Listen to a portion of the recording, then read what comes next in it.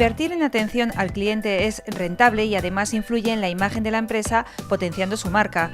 Una conclusión que se desprende tras la gala de entrega de galardones de la 8ª edición del certamen de los líderes en servicio, un evento que premió a las 22 empresas mejor valoradas en 25 categorías por su servicio de atención al cliente. Lo que se evalúa es la calidad de atención al cliente por cada sector de actividad, según la opinión de los propios usuarios. Y es un elemento de diferenciación, al final, que una empresa se distinga por su buena calidad de atención al cliente. Creo que nos da mucha tranquilidad a nivel de usuarios y pues la mayoría de los propios consumidores apostarían por empresas que tengan este distintivo.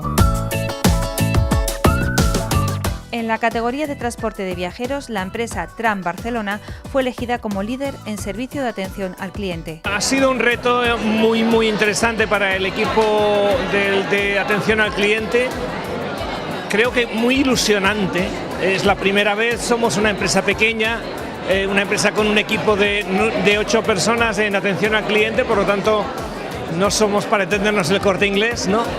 Y estamos pues extremadamente contentos de haber jugado en esta liga de primera división y haber ganado. Es para nosotros un reto muy importante porque muchas veces las compañías de servicio público, un poco de movilidad obligada, pues son vistas como compañías un tanto, digamos, burocráticas, etcétera.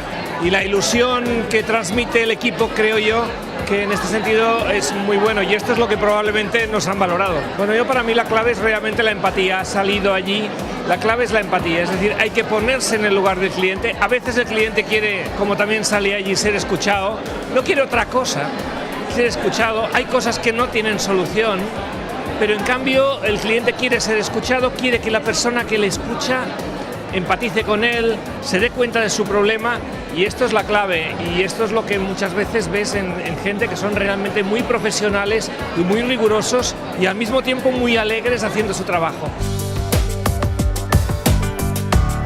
Más del 80% de los aspectos que los usuarios mejorarían en las empresas están relacionados con la atención al cliente que éstas ofrecen.